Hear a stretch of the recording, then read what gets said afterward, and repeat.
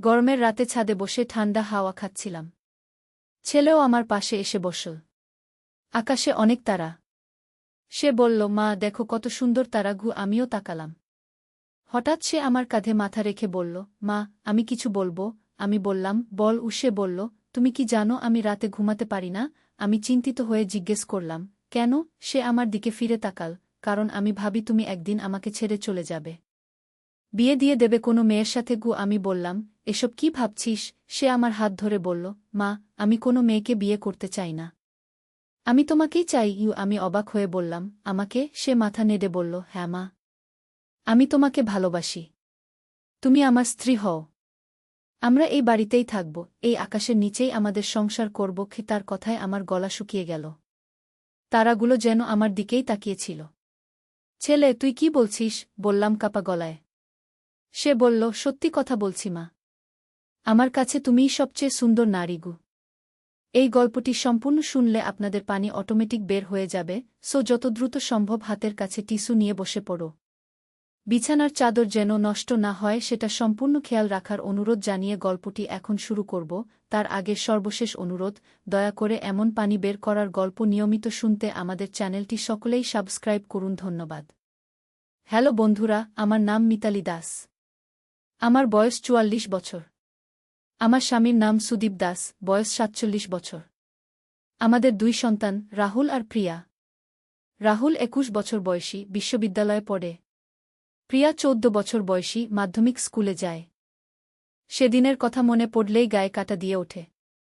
গত সপ্তাহের মঙ্গলবার রাত ছিল প্রচণ্ড গরম। ঢাকার এই দমবন্ধ করা আবহাওয়ায় একটু ঘুম আসছিল না। রাত 11:30টার দিকে ছাদে উঠলাম ঠান্ডা হাওয়া খেতে। রাহুলও তার পড়াশোনার বই নিয়ে ছাদে এসে বসল। মা এই গরমে কিছুতেই মন বসছে না পড়ায়। রাহুল বলল, ঠিক আছে, একটু হাওয়া খেয়ে নে, তারপর আবার পড়তে বসবি। আমি তাকে সান্ত্বনা দিলাম। রাহুল তার বইগুলো একপাশে রেখে আমার পাশেই বসল। আকাশে অজস্র তারা জ্বলছিল। ঢাকার আলোর মাঝেও কিছু উজ্জ্বল তারা স্পষ্ট দেখা যাচ্ছিল। মা দেখো আকাশে কত সুন্দর তারা। রাহুল বলল, হ্যাঁ আসলেই খুব সুন্দর। আমি তাকিয়ে দেখলাম।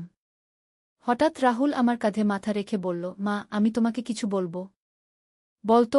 আমি সাধারণভাবেই উত্তর দিলাম, তুমি কি জানো আমি রাতে ঘুমাতে পারি না? আমি চিন্তিত হয়ে জিজ্ঞেস করলাম, কেন? কি হয়েছে? রাহুল আমার দিকে ফিরে তাকাল। তার চোখে কেমন যেন একটা গভীর দুশ্চিন্তার ছায়া দেখলাম। কারণ আমি সবসময় ভাবি তুমি একদিন আমাকে ছেড়ে চলে যাবে, বিয়ে দিয়ে দেবে কোনো মেয়ের সাথে। আমি অবাক হয়ে বললাম, এসব কি ভাবছিস তুই? মা তো সবসময় ছেলের পাশে থাকে। রাহুল আমার হাত ধরে বলল, মা আমি সত্যি বলছি, আমি কোনো মেয়েকে বিয়ে করতে চাই না, আমি শুধু তোমাকেই চাই আমার জীবনে। এই কথাটা শুনে আমার মনে প্রথমে কেমন যেন একটা অদ্ভুত অনুভূতি হল। কিন্তু তারপরই ভাবলাম, ছেলেটা হয়তো মায়ের প্রতি তার ভালোবাসার কথা বলছে। আমাকে মানে? আমি জিজ্ঞেস করলাম। রাহুল মাথা নেড়ে বলল, হ্যাঁ মা, আমি তোমাকে ভালোবাসি, তুমি আমার স্ত্রী হও, আমরা এই বাড়িতেই থাকব, এই আকাশের নিচেই আমাদের সংসার করব। তার এই কথাগুলো শুনে আমার গলা শুকিয়ে গেল। তারাগুলো যেন আমার দিকেই তাকিয়েছিল আর আমার মনে হলো পুরো পৃথিবীটা যেন থমকে গেছে। ছেলে, তুই কি বলছিস? আমি কাপা গলা জিজ্ঞেস করলাম। সত্যি কথা বলছি মা, আমার কাছে তুমিই সবচেয়ে সুন্দর নারী। এই কথার পর আমি কিছুক্ষণ নীরব থেকে রাহুলের দিকে তাকিয়ে রইলাম। তার চোখে এমন একটা আকুতি দেখলাম যেটা আমাকে বিস্মিত করল। কিন্তু হঠাৎ তার পরের কথাগুলো শুনে আমি আরও অবাক হয়ে গেলাম। মা তুমি জানো না আমি কতদিন ধরে একটা রহস্যের মধ্যে আছি। আমার মনে হয় আমাদের বাড়িতে কিছু অস্বাভাবিক ঘটনা ঘটছে। কী রকম? আমি জিজ্ঞেস করলাম। রাতে আমি অদ্ভুত আওয়াজ শুনি। মনে হয় কেউ যেন আমাদের বাড়ির চারপাশে ঘুরে বেড়াচ্ছে। আর তুমি জানো মা, গত সপ্তাহে আমি ছাদ থেকে একটা রহস্যময় লোক দেখেছি যে আমাদের বাড়ির সামনে দাঁড়িয়েছিল। রাহুলের এই কথা শুনে আমার মনে একটু চিন্তা হল। তুই নিশ্চিত? হ্যাঁ মা। আর আরেকটা ব্যাপার, তুমি লক্ষ্য করেছ কি না জানি না, কিন্তু আমার মনে হয় কেউ আমাদের ফোনে কল করে কিছু না বলে ফোন কেটে দেয়া। এই কথা শুনে আমার মনে পড়ল, গত কয়েকদিন আসলেই এরকম কয়েকটা ফোন এসেছিল, কিন্তু আমি বিশেষ গুরুত্ব দেইনি। তুই ঠিক বলেছিস রাহুল, আমার কাছেও এরকম ফোন এসেছে গু, আমি স্বীকার করলাম। রাহুল উঠে দাঁড়িয়ে ছাদের রেলিংয়ের কাছে গিয়ে নিচের দিকে তাকাল। মা, তুমি এখানে এসো গু। আমি তার কাছে গেলাম। রাহুল আমার কাঁধে হাত রেখে বলল, মা দেখো, ওই রাস্তার মোড়ে একটা গাড়ি দাঁড়িয়ে আছে। গত 3 দিন ধরে আমি ওই গাড়িটা ওখানেই দেখছি গু। আমি নিচে তাকিয়ে দেখলাম, সত্যিই একটা কালো রঙের গাড়ি দাঁড়িয়ে আছে। গাড়ির ভেতরে কেউ আছে কি না তা বোঝা যাচ্ছিল না। এটা আমার নজরে আসেনি গিয়ে আমি বললাম, মা আমার মনে হয় কেউ আমাদের পর্যবেক্ষণ করছে। তুমি কি মনে করো না আমাদের এ ব্যাপারে কিছু করা উচিত? রাহুলের কথা শুনে আমার মনে একটা অস্বস্তি হল। তুই ঠিক বলেছিস। কাল তোর বাবার সাথে কথা বলে দেখি। এই কথা বলার পরপরই হঠাৎ আমাদের বাড়ির নিচে একটা আওয়াজ হল। মনে হলো যেন কেউ আমাদের গেটে ধাক্কা দিচ্ছে। শোনো, নিচে কি আওয়াজ হচ্ছে? আমি রাহুলকে বললাম। আমরা দুজনেই নীরব হয়ে কান পেতে শুনলাম। আবারও আওয়াজটা হল। এবার আরও জোরে। মা, কেউ আমাদের গেটে ধাক্কা দিচ্ছে। রাহুল ফিসফিস করে বলল। এত রাতে কে আসতে পারে? আমি চিন্তিত হয়ে বললাম। হঠাৎ আমাদের দরজার কলিং বেল বেজে উঠল। 1 বার, 2 বার, 3 বার। বেশ জোরে জোরে।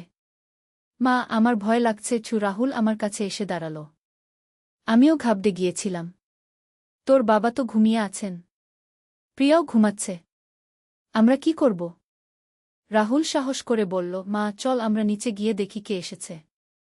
তবে দরজা খুলব না, জানালা দিয়ে দেখব। আমরা দুজনে চুপি চুপি ছাদ থেকে নিচে নামলাম। বেল তখনও বাজছিল। আমার হৃদস্পন্দন দ্রুত হয়ে গিয়েছিল। নিচে এসে আমরা জানালার পর্দার ফাঁক দিয়ে বাইরে তাকালাম। দেখলাম একজন লোক আমাদের গেটের সামনে দাঁড়িয়ে আছে। তার পরনে কালো পোশাক, মাথায় একটা ক্যাপ। তার চেহারা স্পষ্ট দেখা যাচ্ছিল না। মা, ওই লোকটাকে? রাহুল ফিসফিস করে জিজ্ঞেস করল। আমি চিনতে পারছি না গো, আমি উত্তর দিলাম। হঠাৎ সেই লোকটা আমাদের জানালার দিকে তাকাল। মনে হলো যেন সে আমাদের দেখতে পেয়েছে। তারপর সে একটা কাগজ বের করে আমাদের গেটে রেখে দিল এবং দ্রুত চলে গেল। মা, সে একটা কাগজ রেখে গেছে। রাহুল বলল। দেখি কি লিখেছে। আমি বললাম। আমরা গেট খুলে সেই কাগজটা নিয়ে এলাম। কাগজে লেখা ছিল, আপনাদের বাড়িতে একটা গুপ্তধন লুকানো আছে। আগামীকাল রাতে আমরা সেটা নিয়ে যাব। বাধা দিলে বিপদ হবে। এই চিঠি পড়ে আমার পুরো শরীর কাঁপতে লাগল। রাহুল, এটা কি? রাহুল চিঠিটা আবার পড়ল। মা, মনে হয় কোনো চোরের দল আমাদের বাড়িতে চুরি করতে আসতে চায়। কিন্তু গুপ্তধন মানে কি? আমি তো জানি না আমাদের বাড়িতে কোনো গুপ্তধন আছে। আমি বললাম। এমন সময় আমাদের পেছন থেকে একটা গলার আওয়াজ এলো। কি হয়েছে? তোরা এত রাতে এখানে কি করছিস? আমরা পেছনে তাকিয়ে দেখি সুদীপ দাঁড়িয়ে আছে। বেলের আওয়াজে তার ঘুম ভেঙে গেছে। দেখো এই চিঠিটা। আমি সুদীপকে চিঠিটা দিলাম। সুদীপ চিঠিটা পড়ে গম্ভীর হয়ে গেল। এটা কে দিয়ে গেল? একজন অচেনা লোক। কালো পোশাক পরা। রাহুল বলল। সুদীপ চিন্তিত মুখে বলল, আমার মনে হয় এটা কোনো সাধারণ চোরের কাজ নয়। গুপ্তধনের কথা বলা মানে এরা কিছু জানে যেটা আমরা জানি না। কিন্তু আমাদের বাড়িতে কি গুপ্তধন থাকতে পারে? আমি জিজ্ঞেস করলাম। সুদীপ একটু ভেবে বলল, মিতালি, তুই কি জানিস আমার দাদার কথা? আমার দাদা রণবীর দাস একজন স্বাধীনতা সংগ্রামী ছিলেন। তিনি ব্রিটিশ আমলে বিপ্লবী কর্মকাণ্ডে জড়িত ছিলেন। এই কথা শুনে আমি অবাক হলাম। তুমি এই কথা আগে বলনি। আমিও বিস্তারিত জানি না। আমার বাবা আমাকে খুব একটা বলেননি। কিন্তু শুনেছি দাদা কিছু গোপনীয় জিনিস এই বাড়িতে লুকিয়ে রেখেছিলেন। রাহুল উৎসাহিত হয়ে বলল, সেগুলো কি? সেটাই তো জানি না। হতে পারে কোনো গুরুত্বপূর্ণ দলিল অথবা কোনো মূল্যবান জিনিস। সুদীপ বলল। আমি বললাম, তাহলে কি করব? কাল রাতে যদি সত্যিই কেউ আসে? সুদীপ দৃঢ় গলায় বলল, আমরা পুলিশকে খবর দেব। আর আমাদেরও প্রস্তুতি নিতে হবে। কিন্তু তার আগে আমরা কি খুঁজে দেখতে পারি না যে সত্যিই কোনো গুপ্তধন আছে কিনা? রাহুল প্রস্তাব দিল। সুদীপ মাথা নেড়ে বলল, হ্যাঁ, সেটা ভালো প্রস্তাব। কাল সকালে আমরা পুরো বাড়ি খুঁজে দেখব। পরের দিন সকালে আমরা সবাই মিলে বাড়ির প্রতিটি কোণ খুঁজতে শুরু করলাম। প্রিয়াকে আমরা সবকিছু বলিনি, শুধু বলেছিলাম যে আমরা বাড়ি পরিষ্কার করছি। আমরা প্রথমে নিচের তলায় খুঁজলাম, তারপর উপরের তলায়। কিন্তু কিছুই পেলাম না। দুপুর পর্যন্ত খোঁজাখুঁজি করেও কিছু পেলাম না। হয়তো আমরা ভুল জায়গায় খুঁজছি, সুদীপ বলল। রাহুল বলল, বাবা, আমাদের বাড়ির কোনো গোপন ঘর বা কোনো লুকানো জায়গা আছে কি? সুদীপ ভেবে বলল, আমার মনে নেই। তবে একটা কথা, আমাদের বাড়ির ভিত্তিপ্রস্তর যখন গড়া হয়েছিল তখন আমার দাদা নিজেই তদারকি করেছিলেন গু। মানে? আমি জিজ্ঞেস করলাম। মানে হতে পারে বাড়ির নিচে কোনো গোপন জায়গা আছে কি, সুদীপ বলল। আমরা সবাই একসাথে বাড়ির চারপাশে খুঁজতে লাগলাম। হঠাৎ রাহুল একটা অদ্ভুত জিনিস লক্ষ্য করল। বাবা, দেখো, এই দেওয়ালে একটা অংশ কেমন যেন ভিন্ন রঙের গু।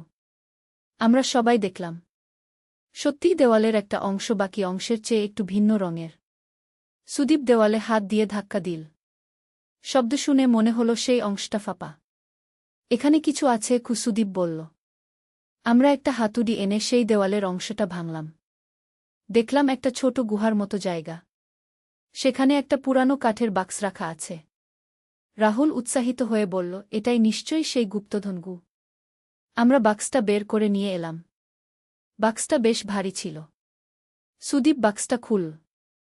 বাক্সের ভেতরে ছিল কিছু পুরানো দলিল, কিছু সোনার গয়না এবং কিছু মূল্যবান পাথর। আর একটা চিঠি। সুদীপ চিঠিটা খুলে পড়ল। এটা আমার দাদার লেখা। তিনি লিখেছেন যে এই সম্পদগুলো স্বাধীনতা আন্দোলনের জন্য সংগ্রহ করেছিলেন। কিন্তু স্বাধীনতার আগেই তাকে লুকিয়ে রাখতে হয়েছিল। তিনি চেয়েছিলেন তার পরবর্তী প্রজন্ম এগুলো দেশের কল্যাণে ব্যবহার করুক।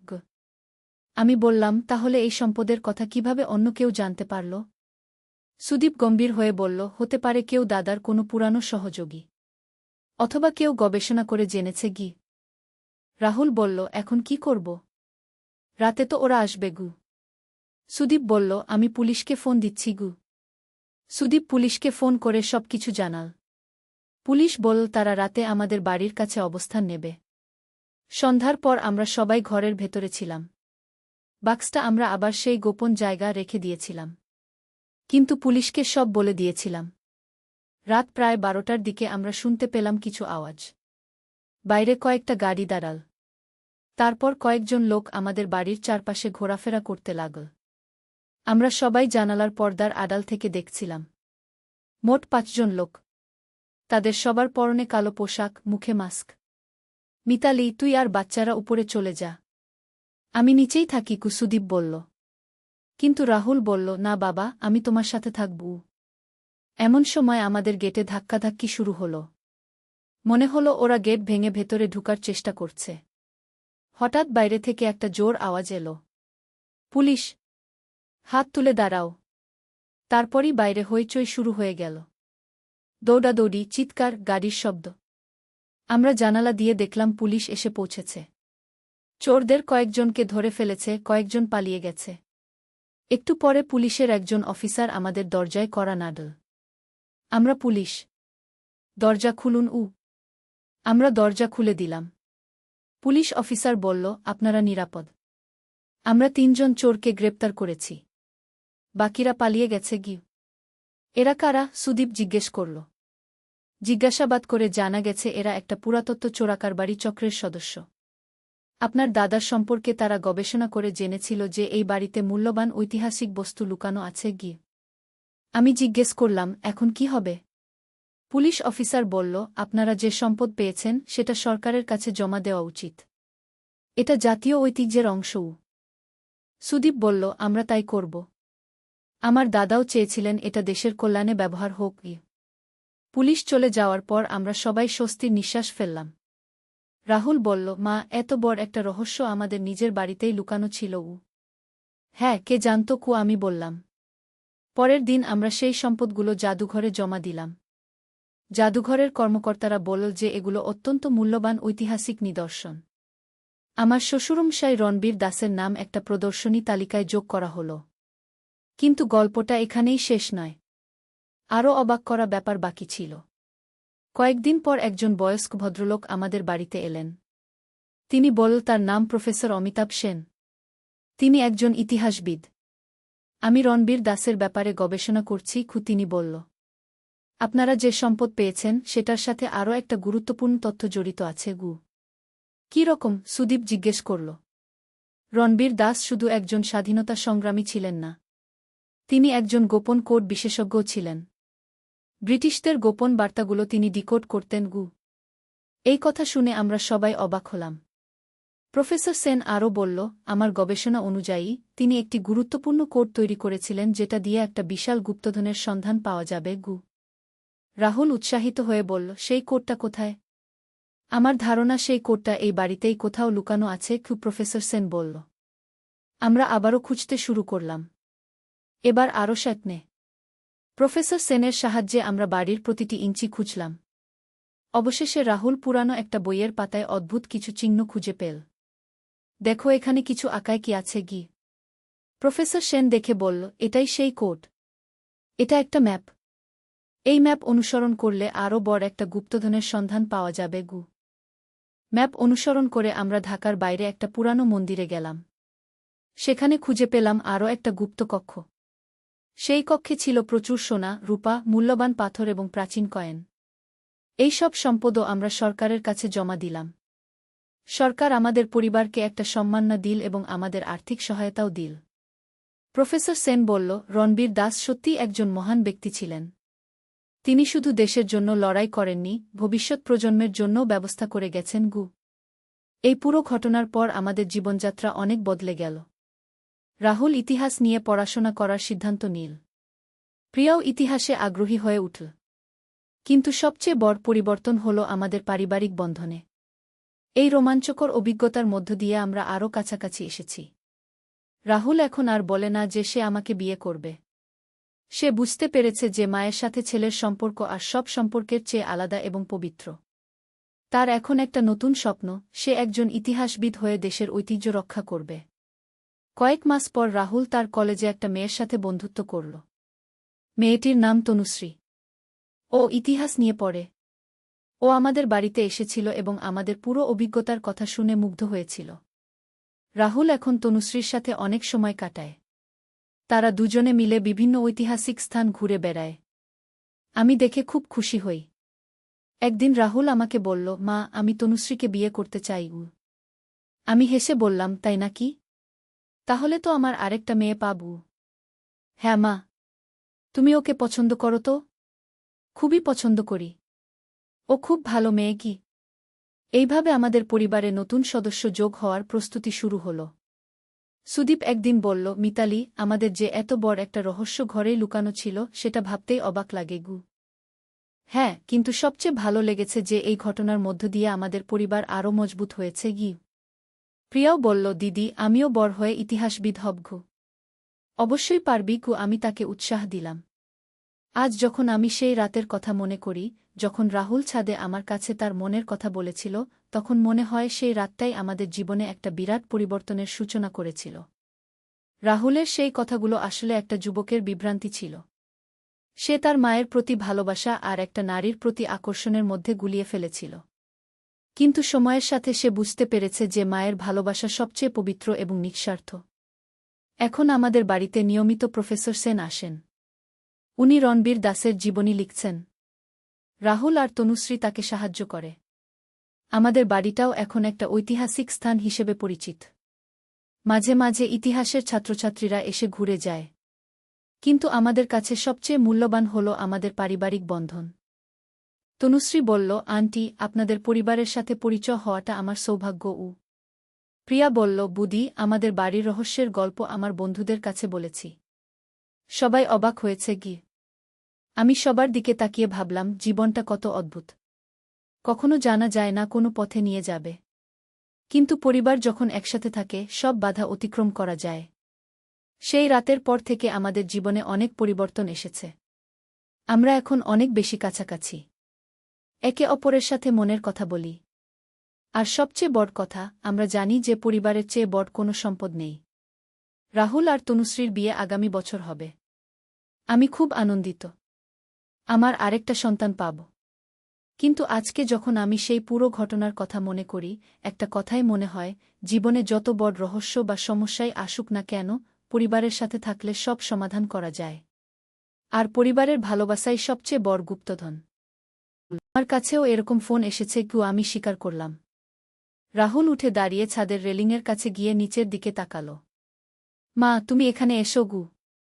আমি তার কাছে গেলাম। রাহুল আমার কাঁধে হাত রেখে বলল, মা দেখো ওই রাস্তার মোড়ে একটা গাড়ি দাঁড়িয়ে আছে। গত 3 দিন ধরে আমি ওই গাড়িটা ওখানেই দেখছি গু। আমি নিচে তাকিয়ে দেখলাম সত্যিই একটা কালো রঙের গাড়ি দাঁড়িয়ে আছে। গাড়ির ভেতরে কেউ আছে কি না তা বোঝা যাচ্ছিল না। এটা আমার নজরে আসেনি গিয়ে আমি বললাম, মা আমার মনে হয় কেউ আমাদের পর্যবেক্ষণ করছে। তুমি কি মনে করো না আমাদের এ ব্যাপারে কিছু করা উচিত? রাহুলের কথা শুনে আমার মনে একটা অস্বস্তি হল। তুই ঠিক বলেছিস। কাল তোর বাবার সাথে কথা বলে দেখি। এই কথা বলার পরপরই হঠাৎ আমাদের বাড়ির নিচে একটা আওয়াজ হল। মনে হলো যেন কেউ আমাদের গেটে ধাক্কা দিচ্ছে। শোনো, নিচে কি আওয়াজ হচ্ছে? আমি রাহুলকে বললাম। আমরা দুজনেই নীরব হয়ে কান পেতে শুনলাম। আবারও আওয়াজটা হলো। এবার আরও জোরে। মা, কেউ আমাদের গেটে ধাক্কা দিচ্ছে চু, রাহুল ফিসফিস করে বলল। এত রাতে কে আসতে পারে? আমি চিন্তিত হয়ে বললাম। হঠাৎ আমাদের দরজার কলিং বেল বেজে উঠল। 1বার, 2বার, 3বার। বেশ জোরে জোরে। মা, আমার ভয় লাগছে চু, রাহুল আমার কাছে এসে দাঁড়াল। আমিও ঘাবড়ে গিয়েছিলাম। তোর বাবা তো ঘুমিয়ে আছেন। প্রিয়াও ঘুমাচ্ছে। আমরা কি করব? রাহুল সাহস করে বলল, মা চল আমরা নিচে গিয়ে দেখি কে এসেছে। তবে দরজা খুলব না। জানালা দিয়ে দেখব। আমরা দুজনে চুপি চুপি ছাদ থেকে নিচে নামলাম। বেল তখনও বাজছিল। আমার হৃদস্পন্দন দ্রুত হয়ে গিয়েছিল। নিচে এসে আমরা জানালার পর্দার ফাঁক দিয়ে বাইরে তাকালাম। দেখলাম একজন লোক আমাদের গেটের সামনে দাঁড়িয়ে আছে। তার পরনে কালো পোশাক, মাথায় একটা ক্যাপ। তার চেহারা স্পষ্ট দেখা যাচ্ছিল না। মা, ওই লোকটাকে? রাহুল ফিসফিস করে জিজ্ঞেস করল। আমি চিনতে পারছি না গো, আমি উত্তর দিলাম। হঠাৎ সেই লোকটা আমাদের জানালার দিকে তাকাল। মনে হলো যেন সে আমাদের দেখতে পেয়েছে। তারপর সে একটা কাগজ বের করে আমাদের গেটে রেখে দিল এবং দ্রুত চলে গেল। মা, সে একটা কাগজ রেখে গেছে চু, রাহুল বলল। দেখি কি লিখেছে খু, আমি বললাম। আমরা গেট খুলে সেই কাগজটা নিয়ে এলাম। কাগজে লেখা ছিল, আপনাদের বাড়িতে একটা গুপ্তধন লুকানো আছে। আগামীকাল রাতে আমরা সেটা নিয়ে যাব। বাধা দিলে বিপদ হবে। এই চিঠি পড়ে আমার পুরো শরীর কাঁপতে লাগল। রাহুল, এটা কি? রাহুল চিঠিটা আবার পড়ল। মা, মনে হয় কোনো চোরের দল আমাদের বাড়িতে চুরি করতে আসতে চায়। কিন্তু গুপ্তধন মানে কি? আমি তো জানি না আমাদের বাড়িতে কোনো গুপ্তধন আছে কু, আমি বললাম। এমন সময় আমাদের পেছন থেকে একটা গলার আওয়াজ এলো। কি হয়েছে? তোরা এত রাতে এখানে কি করছিস? আমরা পেছনে তাকিয়ে দেখি সুদীপ দাঁড়িয়ে আছে। বেলের আওয়াজে তার ঘুম ভেঙে গেছে। দেখো এই চিঠিটা ঘু, আমি সুদীপকে চিঠিটা দিলাম। সুদীপ চিঠিটা পড়ে গম্ভীর হয়ে গেল। এটা কে দিয়ে গেল? একজন অচেনা লোক। কালো পোশাক পরা খি, রাহুল বলল। সুদীপ চিন্তিত মুখে বলল, আমার মনে হয় এটা কোনো সাধারণ চোরের কাজ নয়। গুপ্তধনের কথা বলা মানে এরা কিছু জানে যেটা আমরা জানি না গে। কিন্তু আমাদের বাড়িতে কি গুপ্তধন থাকতে পারে? আমি জিজ্ঞেস করলাম। সুদীপ একটু ভেবে বলল, মিতালি, তুই কি জানিস আমার দাদার কথা? আমার দাদা রণবীর দাস একজন স্বাধীনতা সংগ্রামী ছিলেন। তিনি ব্রিটিশ আমলে বিপ্লবী কর্মকাণ্ডে জড়িত ছিলেন গু। এই কথা শুনে আমি অবাক হলাম। তুমি এই কথা আগে বলনি গে। আমিও বিস্তারিত জানি না। আমার বাবা আমাকে খুব একটা বলেননি। কিন্তু শুনেছি দাদা কিছু গোপনীয় জিনিস এই বাড়িতে লুকিয়ে রেখেছিলেন গু। রাহুল উৎসাহিত হয়ে বলল, সেগুলো কি? সেটাই তো জানি না। হতে পারে কোনো গুরুত্বপূর্ণ দলিল অথবা কোনো মূল্যবান জিনিস, সুদীপ বলল। আমি বললাম, তাহলে কি করব? কাল রাতে যদি সত্যিই কেউ আসে? সুদীপ দৃঢ় গলায় বলল, আমরা পুলিশকে খবর দেব। আর আমাদেরও প্রস্তুতি নিতে হবে গে। কিন্তু তার আগে আমরা কি খুঁজে দেখতে পারি না যে সত্যিই কোনো গুপ্তধন আছে কিনা? রাহুল প্রস্তাব দিল। সুদীপ মাথা নেড়ে বলল, হ্যাঁ, সেটা ভালো প্রস্তাব। কাল সকালে আমরা পুরো বাড়ি খুঁজে দেখব। পরের দিন সকালে আমরা সবাই মিলে বাড়ির প্রতিটি কোণ খুঁজতে শুরু করলাম। প্রিয়াকে আমরা সবকিছু বলিনি, শুধু বলেছিলাম যে আমরা বাড়ি পরিষ্কার করছি। আমরা প্রথমে নিচের তলায় খুঁজলাম। তারপর উপরের তলায়। কিন্তু কিছুই পেলাম না। দুপুর পর্যন্ত খোঁজাখুঁজি করেও কিছু পেলাম না। হয়তো আমরা ভুল জায়গায় খুঁজছি, সুদীপ বলল। রাহুল বলল, বাবা, আমাদের বাড়ির কোনো গোপন ঘর বা কোনো লুকানো জায়গা আছে কি? সুদীপ ভেবে বলল, আমার মনে নেই। তবে একটা কথা, আমাদের বাড়ির ভিত্তিপ্রস্তর যখন গড়া হয়েছিল তখন আমার দাদা নিজেই তদারকি করেছিলেন গু। মানে? আমি জিজ্ঞেস করলাম। মানে হতে পারে বাড়ির নিচে কোনো গোপন জায়গা আছে কি? সুদীপ বলল। আমরা সবাই একসাথে বাড়ির চারপাশে খুঁজতে লাগলাম। হঠাৎ রাহুল একটা অদ্ভুত জিনিস লক্ষ্য করল। বাবা, দেখো, এই দেওয়ালে একটা অংশ কেমন যেন ভিন্ন রঙের গু। আমরা সবাই দেখলাম। সত্যিই দেওয়ালের একটা অংশ বাকি অংশের চেয়ে একটু ভিন্ন রঙের। সুদীপ দেওয়ালে হাত দিয়ে ধাক্কা দিল। শব্দ শুনে মনে হল সেই অংশটা ফাঁপা। এখানে কিছু আছে, সুদীপ বলল। আমরা একটা হাতুড়ি এনে সেই দেওয়ালের অংশটা ভাঙলাম। দেখলাম একটা ছোট গুহার মতো জায়গা। সেখানে একটা পুরানো কাঠের বাক্স রাখা আছে। রাহুল উৎসাহিত হয়ে বলল, এটাই নিশ্চয়ই সেই গুপ্তধন গু। আমরা বাক্সটা বের করে নিয়ে এলাম। বাক্সটা বেশ ভারী ছিল। সুদীপ বাক্সটা খুলল। বাক্সের ভেতরে ছিল কিছু পুরানো দলিল, কিছু সোনার গয়না এবং কিছু মূল্যবান পাথর। আর একটা চিঠি। সুদীপ চিঠিটা খুলে পড়ল। এটা আমার দাদার লেখা। তিনি লিখেছেন যে এই সম্পদগুলো স্বাধীনতা আন্দোলনের জন্য সংগ্রহ করেছিলেন। কিন্তু স্বাধীনতার আগেই তাকে লুকিয়ে রাখতে হয়েছিল। তিনি চেয়েছিলেন তার পরবর্তী প্রজন্ম এগুলো দেশের কল্যাণে ব্যবহার করুক। আমি বললাম, তাহলে এই সম্পদের কথা কিভাবে অন্য কেউ জানতে পারল? সুদীপ গম্ভীর হয়ে বলল, হতে পারে কেউ দাদার কোনো পুরানো সহযোগী। অথবা কেউ গবেষণা করে জেনেছে গি। রাহুল বলল, এখন কি করব? রাতে তো ওরা আসবে গু। সুদীপ বলল, আমি পুলিশকে ফোন দিচ্ছি গু। সুদীপ পুলিশকে ফোন করে সবকিছু জানাল। পুলিশ বলল তারা রাতে আমাদের বাড়ির কাছে অবস্থান নেবে। সন্ধ্যার পর আমরা সবাই ঘরের ভেতরে ছিলাম। বাক্সটা আমরা আবার সেই গোপন জায়গা রেখে দিয়েছিলাম। কিন্তু পুলিশকে সব বলে দিয়েছিলাম। রাত প্রায় 12টার দিকে আমরা শুনতে পেলাম কিছু আওয়াজ। বাইরে কয়েকটা গাড়ি দাঁড়াল। তারপর কয়েকজন লোক আমাদের বাড়ির চারপাশে ঘোরাফেরা করতে লাগল। আমরা সবাই জানালার পর্দার আড়াল থেকে দেখছিলাম। মোট 5 জন লোক। তাদের সবার পরনে কালো পোশাক, মুখে মাস্ক। মিতালি, তুই আর বাচ্চারা উপরে চলে যা। আমি নিচেই থাকি, সুদীপ বলল। কিন্তু রাহুল বলল, না বাবা, আমি তোমার সাথে থাকব। এমন সময় আমাদের গেটে ধাক্কাধাক্কি শুরু হল। মনে হলো ওরা গেট ভেঙে ভেতরে ঢুকার চেষ্টা করছে। হঠাৎ বাইরে থেকে একটা জোর আওয়াজ এলো, পুলিশ! হাত তুলে দাঁড়াও! তারপরই বাইরে হইচই শুরু হয়ে গেল। দৌড়াদৌড়ি, চিৎকার, গাড়ির শব্দ। আমরা জানালা দিয়ে দেখলাম পুলিশ এসে পৌঁছেছে। চোরদের কয়েকজনকে ধরে ফেলেছে, কয়েকজন পালিয়ে গেছে। একটু পরে পুলিশের একজন অফিসার আমাদের দরজায় কড়া নাড়ল। আমরা পুলিশ। দরজা খুলুন। আমরা দরজা খুলে দিলাম। পুলিশ অফিসার বলল, আপনারা নিরাপদ। আমরা 3 জন চোরকে গ্রেপ্তার করেছি। বাকিরা পালিয়ে গেছে গি। এরা কারা? সুদীপ জিজ্ঞেস করল। জিজ্ঞাসাবাদ করে জানা গেছে এরা একটা পুরাতত্ত্ব চোরাকারবারি চক্রের সদস্য। আপনার দাদার সম্পর্কে তারা গবেষণা করে জেনেছিল যে এই বাড়িতে মূল্যবান ঐতিহাসিক বস্তু লুকানো আছে গি। আমি জিজ্ঞেস করলাম, এখন কি হবে? পুলিশ অফিসার বলল, আপনারা যে সম্পদ পেয়েছেন সেটা সরকারের কাছে জমা দেওয়া উচিত। এটা জাতীয় ঐতিহ্যের অংশও। সুদীপ বলল, আমরা তাই করব। আমার দাদাও চেয়েছিলেন এটা দেশের কল্যাণে ব্যবহার হোক। পুলিশ চলে যাওয়ার পর আমরা সবাই স্বস্তির নিঃশ্বাস ফেললাম। রাহুল বলল, মা, এত বড় একটা রহস্য আমাদের নিজের বাড়িতেই লুকানো ছিল। হ্যাঁ, কে জানত? আমি বললাম। পরের দিন আমরা সেই সম্পদগুলো জাদুঘরে জমা দিলাম। জাদুঘরের কর্মকর্তারা বলল যে এগুলো অত্যন্ত মূল্যবান ঐতিহাসিক নিদর্শন। আমার শ্বশুরমশাই রণবীর দাসের নাম একটা প্রদর্শনী তালিকায় যোগ করা হল। কিন্তু গল্পটা এখানেই শেষ নয়। আরও অবাক করা ব্যাপার বাকি ছিল। কয়েকদিন পর একজন বয়স্ক ভদ্রলোক আমাদের বাড়িতে এলেন। তিনি বলল তার নাম প্রফেসর অমিতাভ সেন। তিনি একজন ইতিহাসবিদ। আমি রণবীর দাসের ব্যাপারে গবেষণা করছি, তিনি বলল। আপনারা যে সম্পদ পেয়েছেন সেটার সাথে আরও একটা গুরুত্বপূর্ণ তথ্য জড়িত আছে। কী রকম? সুদীপ জিজ্ঞেস করল। রণবীর দাস শুধু একজন স্বাধীনতা সংগ্রামী ছিলেন না, তিনি একজন গোপন কোড বিশেষজ্ঞও ছিলেন।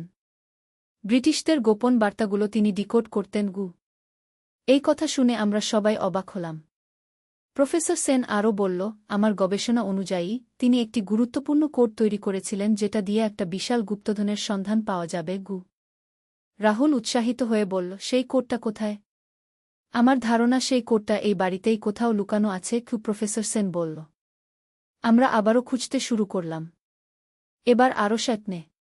প্রফেসর সেনের সাহায্যে আমরা বাড়ির প্রতিটি ইঞ্চি খুঁজলাম। অবশেষে রাহুল পুরানো একটা বইয়ের পাতায় অদ্ভুত কিছু চিহ্ন খুঁজে পেল। দেখো এখানে কিছু আঁকায় কি আছে। প্রফেসর সেন দেখে বলল, এটাই সেই কোড। এটা একটা ম্যাপ।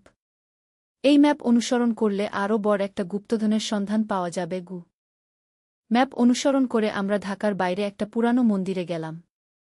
সেখানে খুঁজে পেলাম আরও একটা গুপ্ত কক্ষ।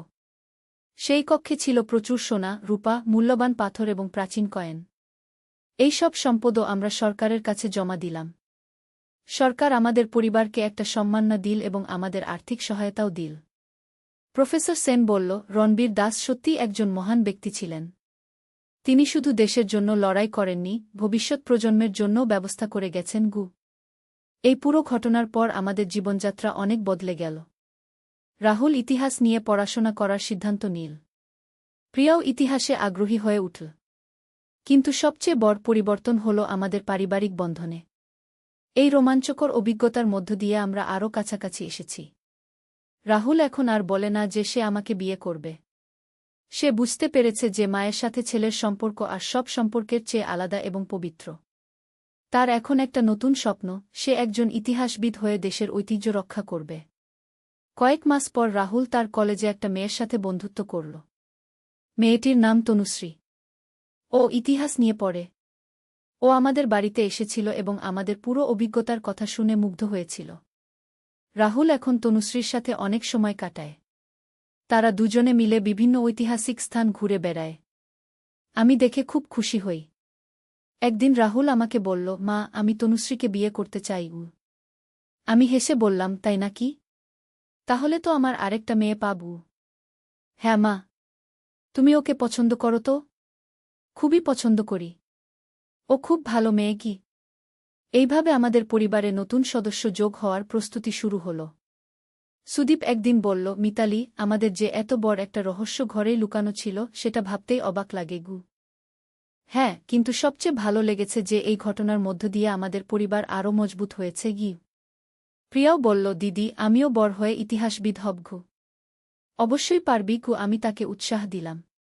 আজ যখন আমি সেই রাতের কথা মনে করি, যখন রাহুল ছাদে আমার কাছে তার মনের কথা বলেছিল, তখন মনে হয় সেই রাতটাই আমাদের জীবনে একটা বিরাট পরিবর্তনের সূচনা করেছিল। রাহুলের সেই কথাগুলো আসলে একটা যুবকের বিভ্রান্তি ছিল। সে তার মায়ের প্রতি ভালোবাসা আর একটা নারীর প্রতি আকর্ষণের মধ্যে গুলিয়ে ফেলেছিল। কিন্তু সময়ের সাথে সে বুঝতে পেরেছে যে মায়ের ভালোবাসা সবচেয়ে পবিত্র এবং নিঃস্বার্থ। এখন আমাদের বাড়িতে নিয়মিত প্রফেসর সেন আসেন। উনি রণবীর দাসের জীবনী লিখছেন। রাহুল আর তনুশ্রী তাকে সাহায্য করে। আমাদের বাড়িটাও এখন একটা ঐতিহাসিক স্থান হিসেবে পরিচিত। মাঝে মাঝে ইতিহাসের ছাত্রছাত্রীরা এসে ঘুরে যায়। কিন্তু আমাদের কাছে সবচেয়ে মূল্যবান হল আমাদের পারিবারিক বন্ধন। তনুশ্রী বলল, আন্টি, আপনাদের পরিবারের সাথে পরিচয় হওয়াটা আমার সৌভাগ্য। প্রিয়া বলল, বুদি, আমাদের বাড়ির রহস্যের গল্প আমার বন্ধুদের কাছে বলেছি। সবাই অবাক হয়েছে। আমি সবার দিকে তাকিয়ে ভাবলাম, জীবনটা কত অদ্ভুত। কখনো জানা যায় না কোনো পথে নিয়ে যাবে। কিন্তু পরিবার যখন একসাথে থাকে, সব বাধা অতিক্রম করা যায়। সেই রাতের পর থেকে আমাদের জীবনে অনেক পরিবর্তন এসেছে। আমরা এখন অনেক বেশি কাছাকাছি। একে অপরের সাথে মনের কথা বলি। আর সবচেয়ে বড় কথা, আমরা জানি যে পরিবারের চেয়ে বড় কোনো সম্পদ নেই। রাহুল আর তনুশ্রীর বিয়ে আগামী বছর হবে। আমি খুব আনন্দিত। আমার আরেকটা সন্তান পাব। কিন্তু আজকে যখন আমি সেই পুরো ঘটনার কথা মনে করি, একটা কথাই মনে হয়, জীবনে যত বড় রহস্য বা সমস্যাই আসুক না কেন, পরিবারের সাথে থাকলে সব সমাধান করা যায়। আর পরিবারের ভালোবাসাই সবচেয়ে বড় গুপ্তধন। আমার কাছেও এরকম ফোন এসেছে। আমি স্বীকার করলাম।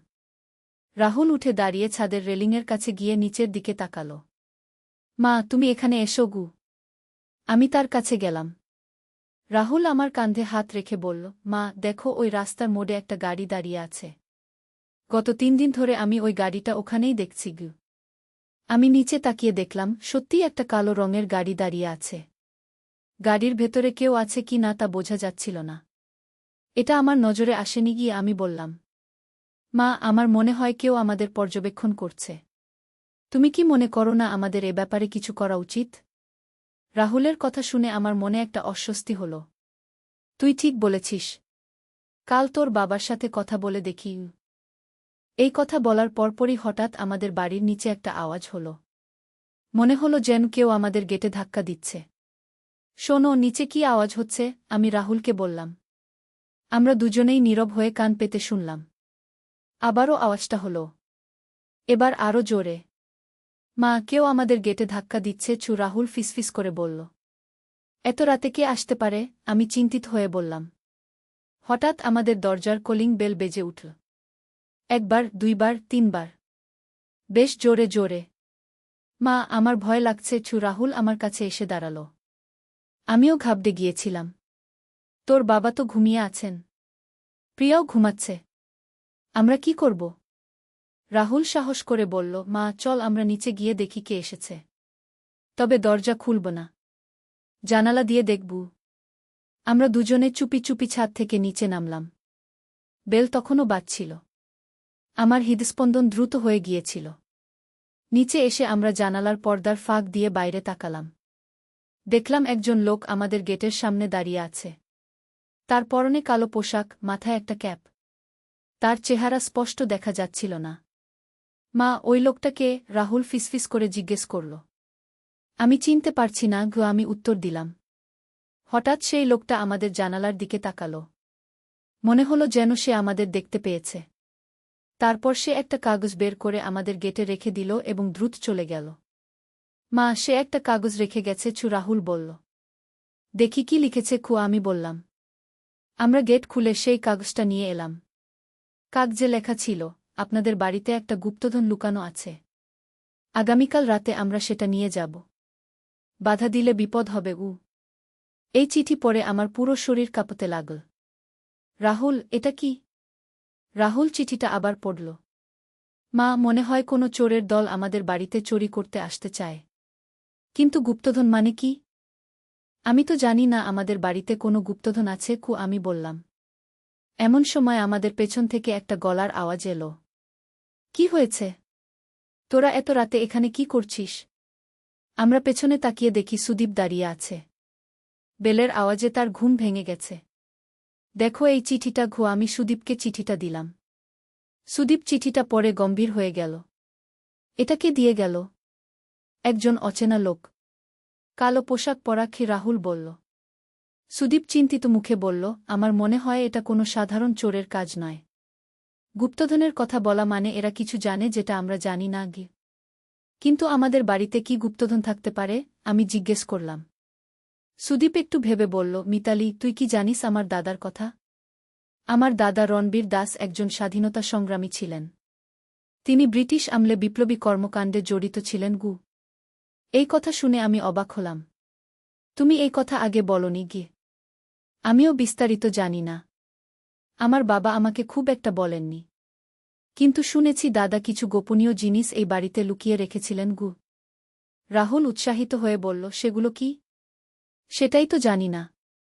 হতে পারে কোনো গুরুত্বপূর্ণ দলিল অথবা কোনো মূল্যবান জিনিস। সুদীপ বলল। আমি বললাম, তাহলে কি করব? কাল রাতে যদি সত্যিই কেউ আসে? সুদীপ দৃঢ় গলায় বলল, আমরা পুলিশকে খবর দেব। আর আমাদেরও প্রস্তুতি নিতে হবে। কিন্তু তার আগে আমরা কি খুঁজে দেখতে পারি না যে সত্যিই কোনো গুপ্তধন আছে কিনা? রাহুল প্রস্তাব দিল। সুদীপ মাথা নেড়ে বলল, হ্যাঁ, সেটা ভালো প্রস্তাব। কাল সকালে আমরা পুরো বাড়ি খুঁজে দেখব। পরের দিন সকালে আমরা সবাই মিলে বাড়ির প্রতিটি কোণ খুঁজতে শুরু করলাম। প্রিয়াকে আমরা সবকিছু বলিনি, শুধু বলেছিলাম যে আমরা বাড়ি পরিষ্কার করছি। আমরা প্রথমে নিচের তলায় খুঁজলাম। তারপর উপরের তলায়। কিন্তু কিছুই পেলাম না। দুপুর পর্যন্ত খোঁজাখুঁজি করেও কিছু পেলাম না। হয়তো আমরা ভুল জায়গায় খুঁজছি। সুদীপ বলল। রাহুল বলল, বাবা, আমাদের বাড়ির কোনো গোপন ঘর বা কোনো লুকানো জায়গা আছে কি? সুদীপ ভেবে বলল, আমার মনে নেই। তবে একটা কথা, আমাদের বাড়ির ভিত্তিপ্রস্তর যখন গড়া হয়েছিল তখন আমার দাদা নিজেই তদারকি করেছিলেন গু। মানে? আমি জিজ্ঞেস করলাম। মানে হতে পারে বাড়ির নিচে কোনো গোপন জায়গা আছে কি? সুদীপ বলল। আমরা সবাই একসাথে বাড়ির চারপাশে খুঁজতে লাগলাম। হঠাৎ রাহুল একটা অদ্ভুত জিনিস লক্ষ্য করল। বাবা, দেখো, এই দেওয়ালে একটা অংশ কেমন যেন ভিন্ন রঙের গু। আমরা সবাই দেখলাম। সত্যিই দেওয়ালের একটা অংশ বাকি অংশের চেয়ে একটু ভিন্ন রঙের। সুদীপ দেওয়ালে হাত দিয়ে ধাক্কা দিল। শব্দ শুনে মনে হলো সেই অংশটা ফাঁপা। এখানে কিছু আছে, সুদীপ বলল। আমরা একটা হাতুড়ি এনে সেই দেওয়ালের অংশটা ভাঙলাম। দেখলাম একটা ছোট গুহার মতো জায়গা। সেখানে একটা পুরানো কাঠের বাক্স রাখা আছে।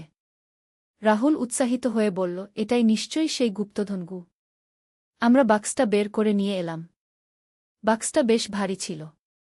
সুদীপ বাক্সটা খুলল। বাক্সের ভেতরে ছিল কিছু পুরানো দলিল, কিছু সোনার গয়না এবং কিছু মূল্যবান পাথর। আর একটা চিঠি। সুদীপ চিঠিটা খুলে পড়ল। এটা আমার দাদার লেখা। তিনি লিখেছেন যে এই সম্পদগুলো স্বাধীনতা আন্দোলনের জন্য সংগ্রহ করেছিলেন। কিন্তু স্বাধীনতার আগেই তাকে লুকিয়ে রাখতে হয়েছিল। তিনি চেয়েছিলেন তার পরবর্তী প্রজন্ম এগুলো দেশের কল্যাণে ব্যবহার করুক। আমি বললাম, তাহলে এই সম্পদের কথা কিভাবে অন্য কেউ জানতে পারল? সুদীপ গম্ভীর হয়ে বলল, হতে পারে কেউ দাদার কোনো পুরানো সহযোগী। অথবা কেউ গবেষণা করে জেনেছে গি। রাহুল বলল, এখন কি করব? রাতে তো ওরা আসবে গু। সুদীপ বলল, আমি পুলিশকে ফোন দিচ্ছি গু। সুদীপ পুলিশকে ফোন করে সব কিছু জানাল। পুলিশ বলল তারা রাতে আমাদের বাড়ির কাছে অবস্থান নেবে। সন্ধ্যার পর আমরা সবাই ঘরের ভেতরে ছিলাম। বাক্সটা আমরা আবার সেই গোপন জায়গা রেখে দিয়েছিলাম। কিন্তু পুলিশকে সব বলে দিয়েছিলাম। রাত প্রায় 12টার দিকে আমরা শুনতে পেলাম কিছু আওয়াজ। বাইরে কয়েকটা গাড়ি দাঁড়াল। তারপর কয়েকজন লোক আমাদের বাড়ির চারপাশে ঘোরাফেরা করতে লাগল। আমরা সবাই জানালার পর্দার আড়াল থেকে দেখছিলাম। মোট 5 জন লোক। তাদের সবার পরনে কালো পোশাক, মুখে মাস্ক। মিতালি, তুই আর বাচ্চারা উপরে চলে যা। আমি নিচেই থাকি, সুদীপ বলল। কিন্তু রাহুল বলল, না বাবা, আমি তোমার সাথে থাকব। এমন সময় আমাদের গেটে ধাক্কাধাক্কি শুরু হল। মনে হলো ওরা গেট ভেঙে ভেতরে ঢুকার চেষ্টা করছে। হঠাৎ বাইরে থেকে একটা জোর আওয়াজ এলো। পুলিশ! হাত তুলে দাঁড়াও! তারপরই বাইরে হইচই শুরু হয়ে গেল। দৌড়াদৌড়ি, চিৎকার, গাড়ির শব্দ। আমরা জানালা দিয়ে দেখলাম পুলিশ এসে পৌঁছেছে। চোরদের কয়েকজনকে ধরে ফেলেছে, কয়েকজন পালিয়ে গেছে। একটু পরে পুলিশের একজন অফিসার আমাদের দরজায় কড়া নাড়ল। আমরা পুলিশ। দরজা খুলুন। আমরা দরজা খুলে দিলাম। পুলিশ অফিসার বলল, আপনারা নিরাপদ। আমরা 3 জন চোরকে গ্রেপ্তার করেছি। বাকিরা পালিয়ে গেছে গি। এরা কারা? সুদীপ জিজ্ঞেস করল। জিজ্ঞাসাবাদ করে জানা গেছে এরা একটা পুরাতত্ত্ব চোরাকারবারি চক্রের সদস্য।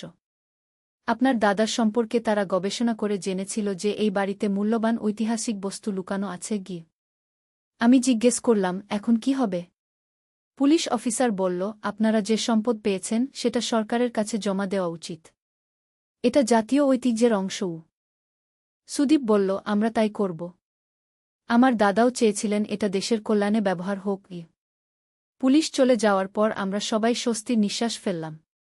রাহুল বলল, মা, এত বড় একটা রহস্য আমাদের নিজের বাড়িতেই লুকানো ছিল। হ্যাঁ, কে জানত? আমি বললাম। পরের দিন আমরা সেই সম্পদগুলো জাদুঘরে জমা দিলাম। জাদুঘরের কর্মকর্তারা বলল যে এগুলো অত্যন্ত মূল্যবান ঐতিহাসিক নিদর্শন। আমার শ্বশুরমশাই রণবীর দাসের নাম একটা প্রদর্শনী তালিকায় যোগ করা হল। কিন্তু গল্পটা এখানেই শেষ নয়। আরও অবাক করা ব্যাপার বাকি ছিল। কয়েকদিন পর একজন বয়স্ক ভদ্রলোক আমাদের বাড়িতে এলেন। তিনি বলল তার নাম প্রফেসর অমিতাভ সেন। তিনি একজন ইতিহাসবিদ। আমি রণবীর দাসের ব্যাপারে গবেষণা করছি, তিনি বলল। আপনারা যে সম্পদ পেয়েছেন সেটার সাথে আরও একটা গুরুত্বপূর্ণ তথ্য জড়িত আছে গু। কী রকম? সুদীপ জিজ্ঞেস করল। রণবীর দাস শুধু একজন স্বাধীনতা সংগ্রামী ছিলেন না। তিনি একজন গোপন কোড বিশেষজ্ঞও ছিলেন। ব্রিটিশদের গোপন বার্তাগুলো তিনি ডিকোড করতেন গু। এই কথা শুনে আমরা সবাই অবাক হলাম। প্রফেসর সেন আরও বলল, আমার গবেষণা অনুযায়ী তিনি একটি গুরুত্বপূর্ণ কোড তৈরি করেছিলেন যেটা দিয়ে একটা বিশাল গুপ্তধনের সন্ধান পাওয়া যাবে। রাহুল উৎসাহিত হয়ে বলল, সেই কোডটা কোথায়? আমার ধারণা সেই কোডটা এই বাড়িতেই কোথাও লুকানো আছে। প্রফেসর সেন বলল। আমরা আবারও খুঁজতে শুরু করলাম। এবার আরও সামনে। প্রফেসর সেনের সাহায্যে আমরা বাড়ির প্রতিটি ইঞ্চি খুঁজলাম। অবশেষে রাহুল পুরানো একটা বইয়ের পাতায় অদ্ভুত কিছু চিহ্ন খুঁজে পেল। দেখো এখানে কিছু আঁকায় কি আছে। প্রফেসর সেন দেখে বলল, এটাই সেই কোড। এটা একটা ম্যাপ। এই ম্যাপ অনুসরণ করলে আরও বড় একটা গুপ্তধনের সন্ধান পাওয়া যাবে। ম্যাপ অনুসরণ করে আমরা ঢাকার বাইরে একটা পুরানো মন্দিরে গেলাম। সেখানে খুঁজে পেলাম আরও একটা গুপ্ত কক্ষ। সেই কক্ষে ছিল প্রচুর সোনা, রূপা, মূল্যবান পাথর এবং প্রাচীন কয়েন। এই সব সম্পদও আমরা সরকারের কাছে জমা দিলাম। সরকার আমাদের পরিবারকে একটা সম্মাননা দিল এবং আমাদের আর্থিক সহায়তাও দিল। প্রফেসর সেন বলল, রণবীর দাস সত্যিই একজন মহান ব্যক্তি ছিলেন। তিনি শুধু দেশের জন্য লড়াই করেননি, ভবিষ্যৎ প্রজন্মের জন্যও ব্যবস্থা করে গেছেন। এই পুরো ঘটনার পর আমাদের জীবনযাত্রা অনেক বদলে গেল। রাহুল ইতিহাস নিয়ে পড়াশোনা করার সিদ্ধান্ত নিল। প্রিয়াও ইতিহাসে আগ্রহী হয়ে উঠল। কিন্তু সবচেয়ে বড় পরিবর্তন হল আমাদের পারিবারিক বন্ধনে। এই রোমাঞ্চকর অভিজ্ঞতার মধ্য দিয়ে আমরা আরও কাছাকাছি এসেছি। রাহুল এখন আর বলে না যে সে আমাকে বিয়ে করবে। সে বুঝতে পেরেছে যে মায়ের সাথে ছেলের সম্পর্ক আর সব সম্পর্কের চেয়ে আলাদা এবং পবিত্র। তার এখন একটা নতুন স্বপ্ন, সে একজন ইতিহাসবিদ হয়ে দেশের ঐতিহ্য রক্ষা করবে। কয়েক মাস পর রাহুল তার কলেজে একটা মেয়ের সাথে বন্ধুত্ব করল। মেয়েটির নাম তনুশ্রী। ও ইতিহাস নিয়ে পড়ে। ও আমাদের বাড়িতে এসেছিল এবং আমাদের পুরো অভিজ্ঞতার কথা শুনে মুগ্ধ হয়েছিল। রাহুল এখন তনুশ্রীর সাথে অনেক সময় কাটায়। তারা দুজনে মিলে বিভিন্ন ঐতিহাসিক স্থান ঘুরে বেড়ায়। আমি দেখে খুব খুশি হই। একদিন রাহুল আমাকে বলল, মা, আমি তনুশ্রীকে বিয়ে করতে চাই। আমি হেসে বললাম, তাই নাকি? তাহলে তো আমার আরেকটা মেয়ে পাবো। হ্যাঁ মা। তুমি ওকে পছন্দ করো তো? খুবই পছন্দ করি। ও খুব ভালো মেয়ে। এইভাবে আমাদের পরিবারে নতুন সদস্য যোগ হওয়ার প্রস্তুতি শুরু হল। সুদীপ একদিন বলল, মিতালি, আমাদের যে এত বড় একটা রহস্য ঘরেই লুকানো ছিল সেটা ভাবতেই অবাক লাগে। হ্যাঁ, কিন্তু সবচেয়ে ভালো লেগেছে যে এই ঘটনার মধ্য দিয়ে আমাদের পরিবার আরও মজবুত হয়েছে। প্রিয়াও বলল, দিদি, আমিও বড় হয়ে ইতিহাসবিদ হব। অবশ্যই পারবি। আমি তাকে উৎসাহ দিলাম। আজ যখন আমি সেই রাতের কথা মনে করি, যখন রাহুল ছাদে আমার কাছে তার মনের কথা বলেছিল, তখন মনে হয় সেই রাতটাই আমাদের জীবনে একটা বিরাট পরিবর্তনের সূচনা করেছিল। রাহুলের সেই কথাগুলো আসলে একটা যুবকের বিভ্রান্তি ছিল। সে তার মায়ের প্রতি ভালোবাসা আর একটা নারীর প্রতি আকর্ষণের মধ্যে গুলিয়ে ফেলেছিল। কিন্তু সময়ের সাথে সে বুঝতে পেরেছে যে মায়ের ভালোবাসা সবচেয়ে পবিত্র এবং নিঃস্বার্থ। এখন আমাদের বাড়িতে নিয়মিত প্রফেসর সেন আসেন। উনি রণবীর দাসের জীবনী লিখছেন। রাহুল আর তনুশ্রী তাকে সাহায্য করে। আমাদের বাড়িটাও এখন একটা ঐতিহাসিক স্থান হিসেবে পরিচিত। মাঝে মাঝে ইতিহাসের ছাত্রছাত্রীরা এসে ঘুরে যায়। কিন্তু আমাদের কাছে সবচেয়ে মূল্যবান হল আমাদের পারিবারিক বন্ধন। তনুশ্রী বলল, আন্টি, আপনাদের পরিবারের সাথে পরিচয় হওয়াটা আমার সৌভাগ্য। প্রিয়া বলল, বুদি, আমাদের বাড়ির রহস্যের গল্প আমার বন্ধুদের কাছে বলেছি। সবাই অবাক হয়েছে। আমি সবার দিকে তাকিয়ে ভাবলাম, জীবনটা কত অদ্ভুত। কখনো জানা যায় না কোনো পথে নিয়ে যাবে। কিন্তু পরিবার যখন একসাথে থাকে, সব বাধা অতিক্রম করা যায়। সেই রাতের পর থেকে আমাদের জীবনে অনেক পরিবর্তন এসেছে। আমরা এখন অনেক বেশি কাছাকাছি। একে অপরের সাথে মনের কথা বলি। আর সবচেয়ে বড় কথা, আমরা জানি যে পরিবারের চেয়ে বড় কোনো সম্পদ নেই। রাহুল আর তনুশ্রীর বিয়ে আগামী বছর হবে। আমি খুব আনন্দিত। আমার আরেকটা সন্তান পাব। কিন্তু আজকে যখন আমি সেই পুরো ঘটনার কথা মনে করি, একটা কথাই মনে হয়, জীবনে যত বড় রহস্য বা সমস্যাই আসুক না কেন, পরিবারের সাথে থাকলে সব সমাধান করা যায়। আর পরিবারের ভালোবাসাই সবচেয়ে বড় গুপ্তধন। আমার কাছেও এরকম ফোন এসেছে। আমি স্বীকার করলাম। রাহুল উঠে দাঁড়িয়ে ছাদের রেলিংয়ের কাছে গিয়ে নিচের দিকে তাকাল। মা, তুমি এখানে এসো। আমি তার কাছে গেলাম। রাহুল আমার কাঁধে হাত রেখে বলল, মা, দেখো ওই রাস্তার মোড়ে একটা গাড়ি দাঁড়িয়ে আছে। গত 3 দিন ধরে আমি ওই গাড়িটা ওখানেই দেখছি। আমি নিচে তাকিয়ে দেখলাম সত্যিই একটা কালো রঙের গাড়ি দাঁড়িয়ে আছে। গাড়ির ভেতরে কেউ আছে কি না তা বোঝা যাচ্ছিল না। এটা আমার নজরে আসেনি গিয়ে আমি বললাম, মা, আমার মনে হয় কেউ আমাদের পর্যবেক্ষণ করছে। তুমি কি মনে করো না আমাদের এ ব্যাপারে কিছু করা উচিত? রাহুলের কথা শুনে আমার মনে একটা অস্বস্তি হল। তুই ঠিক বলেছিস। কাল তোর বাবার সাথে কথা বলে দেখি। এই কথা বলার পরপরই হঠাৎ আমাদের বাড়ির নিচে একটা আওয়াজ হল। মনে হলো যেন কেউ আমাদের গেটে ধাক্কা দিচ্ছে। শোনো, নিচে কি আওয়াজ হচ্ছে? আমি রাহুলকে বললাম। আমরা দুজনেই নীরব হয়ে কান পেতে শুনলাম। আবারও আওয়াজটা হল। এবার আরও জোরে। মা, কেউ আমাদের গেটে ধাক্কা দিচ্ছে, রাহুল ফিসফিস করে বলল। এত রাতে কে আসতে পারে? আমি চিন্তিত হয়ে বললাম। হঠাৎ আমাদের দরজার কলিং বেল বেজে উঠল। 1 বার, 2 বার, 3 বার। বেশ জোরে জোরে। মা, আমার ভয় লাগছে। রাহুল আমার কাছে এসে দাঁড়াল। আমিও ঘাবড়ে গিয়েছিলাম। তোর বাবা তো ঘুমিয়ে আছেন। প্রিয়াও ঘুমাচ্ছে। আমরা কি করব? রাহুল সাহস করে বলল, মা, চল আমরা নিচে গিয়ে দেখি কে এসেছে। তবে দরজা খুলব না, জানালা দিয়ে দেখব। আমরা দুজনে চুপি চুপি ছাদ থেকে নিচে নামলাম। বেল তখনও বাজছিল। আমার হৃদস্পন্দন দ্রুত হয়ে গিয়েছিল। নিচে এসে আমরা জানালার পর্দার ফাঁক দিয়ে বাইরে তাকালাম। দেখলাম একজন লোক আমাদের গেটের সামনে দাঁড়িয়ে আছে। তার পরনে কালো পোশাক, মাথায় একটা ক্যাপ। তার চেহারা স্পষ্ট দেখা যাচ্ছিল না। মা, ওই লোকটাকে? রাহুল ফিসফিস করে জিজ্ঞেস করল। আমি চিনতে পারছি না। আমি উত্তর দিলাম। হঠাৎ সেই লোকটা আমাদের জানালার দিকে তাকাল। মনে হলো যেন সে আমাদের দেখতে পেয়েছে। তারপর সে একটা কাগজ বের করে আমাদের গেটে রেখে দিল এবং দ্রুত চলে গেল। মা, সে একটা কাগজ রেখে গেছে। রাহুল বলল। দেখি কি লিখেছে। আমি বললাম। আমরা গেট খুলে সেই কাগজটা নিয়ে এলাম। কাগজে লেখা ছিল, আপনাদের বাড়িতে একটা গুপ্তধন লুকানো আছে। আগামীকাল রাতে আমরা সেটা নিয়ে যাব। বাধা দিলে বিপদ হবে। এই চিঠি পড়ে আমার পুরো শরীর কাঁপতে লাগল। রাহুল, এটা কি? রাহুল চিঠিটা আবার পড়ল। মা, মনে হয় কোনো চোরের দল আমাদের বাড়িতে চুরি করতে আসতে চায়। কিন্তু গুপ্তধন মানে কি? আমি তো জানি না আমাদের বাড়িতে কোনো গুপ্তধন আছে। আমি বললাম। এমন সময় আমাদের পেছন থেকে একটা গলার আওয়াজ এলো। কি হয়েছে? তোরা এত রাতে এখানে কি করছিস? আমরা পেছনে তাকিয়ে দেখি সুদীপ দাঁড়িয়ে আছে। বেলের আওয়াজে তার ঘুম ভেঙে গেছে। দেখো এই চিঠিটা। আমি সুদীপকে চিঠিটা দিলাম। সুদীপ চিঠিটা পড়ে গম্ভীর হয়ে গেল। এটা কে দিয়ে গেল? একজন অচেনা লোক। কালো পোশাক পরা। রাহুল বলল। সুদীপ চিন্তিত মুখে বলল, আমার মনে হয় এটা কোনো সাধারণ চোরের কাজ নয়। গুপ্তধনের কথা বলা মানে এরা কিছু জানে যেটা আমরা জানি না। কিন্তু আমাদের বাড়িতে কি গুপ্তধন থাকতে পারে? আমি জিজ্ঞেস করলাম। সুদীপ একটু ভেবে বলল, মিতালি, তুই কি জানিস আমার দাদার কথা? আমার দাদা রণবীর দাস একজন স্বাধীনতা সংগ্রামী ছিলেন। তিনি ব্রিটিশ আমলে বিপ্লবী কর্মকাণ্ডে জড়িত ছিলেন। এই কথা শুনে আমি অবাক হলাম। তুমি এই কথা আগে বলনি। আমিও বিস্তারিত জানি না।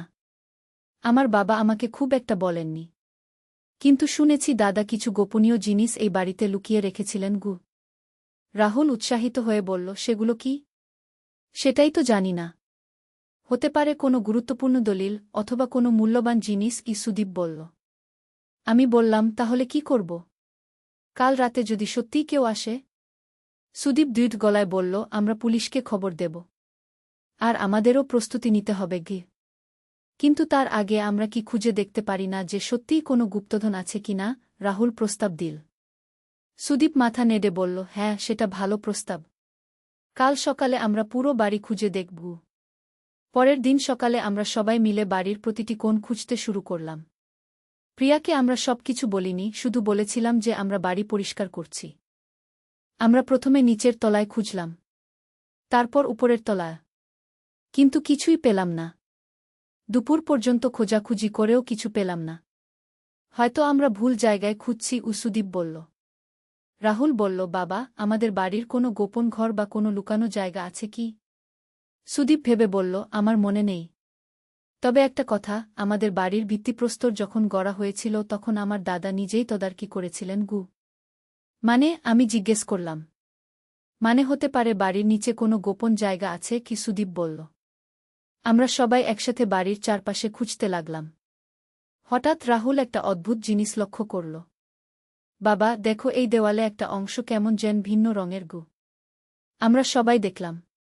সত্যিই দেওয়ালের একটা অংশ বাকি অংশের চেয়ে একটু ভিন্ন রঙের। সুদীপ দেওয়ালে হাত দিয়ে ধাক্কা দিল। শব্দ শুনে মনে হলো সেই অংশটা ফাঁপা। এখানে কিছু আছে, সুদীপ বলল। আমরা একটা হাতুড়ি এনে সেই দেওয়ালের অংশটা ভাঙলাম। দেখলাম একটা ছোট গুহার মতো জায়গা। সেখানে একটা পুরানো কাঠের বাক্স রাখা আছে। রাহুল উৎসাহিত হয়ে বলল, এটাই নিশ্চয়ই সেই গুপ্তধন গু। আমরা বাক্সটা বের করে নিয়ে এলাম। বাক্সটা বেশ ভারী ছিল। সুদীপ বাক্সটা খুল। বাক্সের ভেতরে ছিল কিছু পুরানো দলিল, কিছু সোনার গয়না এবং কিছু মূল্যবান পাথর। আর একটা চিঠি। সুদীপ চিঠিটা খুলে পড়ল। এটা আমার দাদার লেখা। তিনি লিখেছেন যে এই সম্পদগুলো স্বাধীনতা আন্দোলনের জন্য সংগ্রহ করেছিলেন। কিন্তু স্বাধীনতার আগেই তাকে লুকিয়ে রাখতে হয়েছিল। তিনি চেয়েছিলেন তার পরবর্তী প্রজন্ম এগুলো দেশের কল্যাণে ব্যবহার করুক। আমি বললাম, তাহলে এই সম্পদের কথা কিভাবে অন্য কেউ জানতে পারল? সুদীপ গম্ভীর হয়ে বলল, হতে পারে কেউ দাদার কোনো পুরানো সহযোগী। অথবা কেউ গবেষণা করে জেনেছে গি। রাহুল বলল, এখন কি করব? রাতে তো ওরা আসবে গু। সুদীপ বলল, আমি পুলিশকে ফোন দিচ্ছি গু। সুদীপ পুলিশকে ফোন করে সবকিছু জানাল। পুলিশ বলল তারা রাতে আমাদের বাড়ির কাছে অবস্থান নেবে। সন্ধ্যার পর আমরা সবাই ঘরের ভেতরে ছিলাম। বাক্সটা আমরা আবার সেই গোপন জায়গা রেখে দিয়েছিলাম। কিন্তু পুলিশকে সব বলে দিয়েছিলাম। রাত প্রায় 12টার দিকে আমরা শুনতে পেলাম কিছু আওয়াজ। বাইরে কয়েকটা গাড়ি দাঁড়াল। তারপর কয়েকজন লোক আমাদের বাড়ির চারপাশে ঘোরাফেরা করতে লাগল। আমরা সবাই জানালার পর্দার আড়াল থেকে দেখছিলাম। মোট 5 জন লোক। তাদের সবার পরনে কালো পোশাক, মুখে মাস্ক। মিতালি, তুই আর বাচ্চারা উপরে চলে যা। আমি নিচেই থাকি, সুদীপ বলল।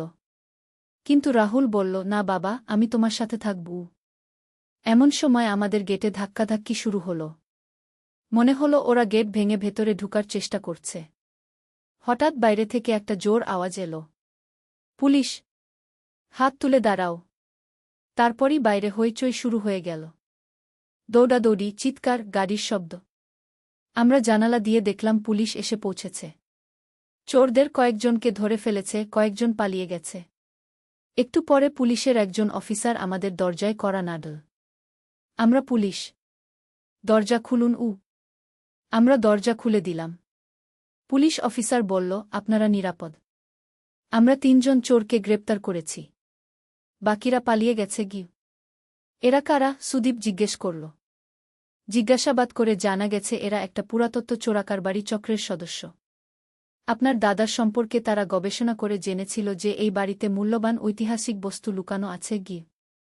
আমি জিজ্ঞেস করলাম, এখন কি হবে? পুলিশ অফিসার বলল, আপনারা যে সম্পদ পেয়েছেন সেটা সরকারের কাছে জমা দেওয়া উচিত। এটা জাতীয় ঐতিহ্যের অংশও।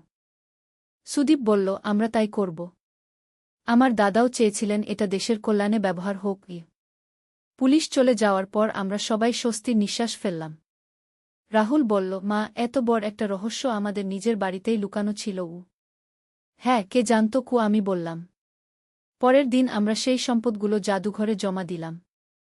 জাদুঘরের কর্মকর্তারা বলল যে এগুলো অত্যন্ত মূল্যবান ঐতিহাসিক নিদর্শন। আমার শ্বশুরমশাই রণবীর দাসের নাম একটা প্রদর্শনী তালিকায় যোগ করা হল। কিন্তু গল্পটা এখানেই শেষ নয়। আরও অবাক করা ব্যাপার বাকি ছিল। কয়েকদিন পর একজন বয়স্ক ভদ্রলোক আমাদের বাড়িতে এলেন। তিনি বলল তার নাম প্রফেসর অমিতাভ সেন। তিনি একজন ইতিহাসবিদ। আমি রণবীর দাসের ব্যাপারে গবেষণা করছি, তিনি বলল। আপনারা যে সম্পদ পেয়েছেন সেটার সাথে আরও একটা গুরুত্বপূর্ণ তথ্য জড়িত আছে গু। কী রকম? সুদীপ জিজ্ঞেস করল। রণবীর দাস শুধু একজন স্বাধীনতা সংগ্রামী ছিলেন না। তিনি একজন গোপন কোড বিশেষজ্ঞও ছিলেন। ব্রিটিশদের গোপন বার্তাগুলো তিনি ডিকোড করতেন গু। এই কথা শুনে আমরা সবাই অবাক হলাম। প্রফেসর সেন আরও বলল, আমার গবেষণা অনুযায়ী তিনি একটি গুরুত্বপূর্ণ কোড তৈরি করেছিলেন যেটা দিয়ে একটা বিশাল গুপ্তধনের সন্ধান পাওয়া যাবে। রাহুল উৎসাহিত হয়ে বলল, সেই কোডটা কোথায়? আমার ধারণা সেই কোডটা এই বাড়িতেই কোথাও লুকানো আছে। প্রফেসর সেন বলল। আমরা আবারও খুঁজতে শুরু করলাম। এবার আরও যত্নে। প্রফেসর সেনের সাহায্যে আমরা বাড়ির প্রতিটি ইঞ্চি খুঁজলাম। অবশেষে রাহুল পুরানো একটা বইয়ের পাতায় অদ্ভুত কিছু চিহ্ন খুঁজে পেল। দেখো এখানে কিছু আঁকায় কি আছে। প্রফেসর সেন দেখে বলল, এটাই সেই কোড। এটা একটা ম্যাপ। এই ম্যাপ অনুসরণ করলে আরও বড় একটা গুপ্তধনের সন্ধান পাওয়া যাবে। ম্যাপ অনুসরণ করে আমরা ঢাকার বাইরে একটা পুরানো মন্দিরে গেলাম। সেখানে খুঁজে পেলাম আরও একটা গুপ্ত কক্ষ। সেই কক্ষে ছিল প্রচুর সোনা, রূপা, মূল্যবান পাথর এবং প্রাচীন কয়েন। এই সব সম্পদও আমরা সরকারের কাছে জমা দিলাম। সরকার আমাদের পরিবারকে একটা সম্মাননা দিল এবং আমাদের আর্থিক সহায়তাও দিল। প্রফেসর সেন বলল, রণবীর দাস সত্যিই একজন মহান ব্যক্তি ছিলেন। তিনি শুধু দেশের জন্য লড়াই করেননি, ভবিষ্যৎ প্রজন্মের জন্যও ব্যবস্থা করে গেছেন। এই পুরো ঘটনার পর আমাদের জীবনযাত্রা অনেক বদলে গেল। রাহুল ইতিহাস নিয়ে পড়াশোনা করার সিদ্ধান্ত নিল। প্রিয়াও ইতিহাসে আগ্রহী হয়ে উঠল। কিন্তু সবচেয়ে বড় পরিবর্তন হল আমাদের পারিবারিক বন্ধনে। এই রোমাঞ্চকর অভিজ্ঞতার মধ্য দিয়ে আমরা আরও কাছাকাছি এসেছি। রাহুল এখন আর বলে না যে সে আমাকে বিয়ে করবে। সে বুঝতে পেরেছে যে মায়ের সাথে ছেলের সম্পর্ক আর সব সম্পর্কের চেয়ে আলাদা এবং পবিত্র। তার এখন একটা নতুন স্বপ্ন, সে একজন ইতিহাসবিদ হয়ে দেশের ঐতিহ্য রক্ষা করবে। কয়েক মাস পর রাহুল তার কলেজে একটা মেয়ের সাথে বন্ধুত্ব করল। মেয়েটির নাম তনুশ্রী। ও ইতিহাস নিয়ে পড়ে। ও আমাদের বাড়িতে এসেছিল এবং আমাদের পুরো অভিজ্ঞতার কথা শুনে মুগ্ধ হয়েছিল। রাহুল এখন তনুশ্রীর সাথে অনেক সময় কাটায়। তারা দুজনে মিলে বিভিন্ন ঐতিহাসিক স্থান ঘুরে বেড়ায়। আমি দেখে খুব খুশি হই। একদিন রাহুল আমাকে বলল, মা, আমি তনুশ্রীকে বিয়ে করতে চাই। আমি হেসে বললাম, তাই নাকি? তাহলে তো আমার আরেকটা মেয়ে পাবো। হ্যাঁ মা, তুমি ওকে পছন্দ করো তো? খুবই পছন্দ করি। ও খুব ভালো মেয়ে। এইভাবে আমাদের পরিবারে নতুন সদস্য যোগ হওয়ার প্রস্তুতি শুরু হল। সুদীপ একদিন বলল, মিতালি, আমাদের যে এত বড় একটা রহস্য ঘরেই লুকানো ছিল সেটা ভাবতেই অবাক লাগে। হ্যাঁ, কিন্তু সবচেয়ে ভালো লেগেছে যে এই ঘটনার মধ্য দিয়ে আমাদের পরিবার আরও মজবুত হয়েছে। প্রিয়াও বলল, দিদি, আমিও বড় হয়ে ইতিহাসবিদ হব। অবশ্যই পারবি। আমি তাকে উৎসাহ দিলাম। আজ যখন আমি সেই রাতের কথা মনে করি, যখন রাহুল ছাদে আমার কাছে তার মনের কথা বলেছিল, তখন মনে হয় সেই রাতটাই আমাদের জীবনে একটা বিরাট পরিবর্তনের সূচনা করেছিল। রাহুলের সেই কথাগুলো আসলে একটা যুবকের বিভ্রান্তি ছিল। সে তার মায়ের প্রতি ভালোবাসা আর একটা নারীর প্রতি আকর্ষণের মধ্যে গুলিয়ে ফেলেছিল। কিন্তু সময়ের সাথে সে বুঝতে পেরেছে যে মায়ের ভালোবাসা সবচেয়ে পবিত্র এবং নিঃস্বার্থ। এখন আমাদের বাড়িতে নিয়মিত প্রফেসর সেন আসেন। উনি রণবীর দাসের জীবনী লিখছেন। রাহুল আর তনুশ্রী তাকে সাহায্য করে। আমাদের বাড়িটাও এখন একটা ঐতিহাসিক স্থান হিসেবে পরিচিত। মাঝে মাঝে ইতিহাসের ছাত্রছাত্রীরা এসে ঘুরে যায়। কিন্তু আমাদের কাছে সবচেয়ে মূল্যবান হল আমাদের পারিবারিক বন্ধন। তনুশ্রী বলল, আন্টি, আপনাদের পরিবারের সাথে পরিচয় হওয়াটা আমার সৌভাগ্য। প্রিয়া বলল, বুদি, আমাদের বাড়ির রহস্যের গল্প আমার বন্ধুদের কাছে বলেছি। সবাই অবাক হয়েছে। আমি সবার দিকে তাকিয়ে ভাবলাম, জীবনটা কত অদ্ভুত। কখনো জানা যায় না কোনো পথে নিয়ে যাবে। কিন্তু পরিবার যখন একসাথে থাকে, সব বাধা অতিক্রম করা যায়। সেই রাতের পর থেকে আমাদের জীবনে অনেক পরিবর্তন এসেছে। আমরা এখন অনেক বেশি কাছাকাছি। একে অপরের সাথে মনের কথা বলি। আর সবচেয়ে বড় কথা, আমরা জানি যে পরিবারের চেয়ে বড় কোনো সম্পদ নেই। রাহুল আর তনুশ্রীর বিয়ে আগামী বছর হবে। আমি খুব আনন্দিত। আমার আরেকটা সন্তান পাব। কিন্তু আজকে যখন আমি সেই পুরো ঘটনার কথা মনে করি, একটা কথাই মনে হয়, জীবনে যত বড় রহস্য বা সমস্যাই আসুক না কেন, পরিবারের সাথে থাকলে সব সমাধান করা যায়। আর পরিবারের ভালোবাসাই সবচেয়ে বড় গুপ্তধন।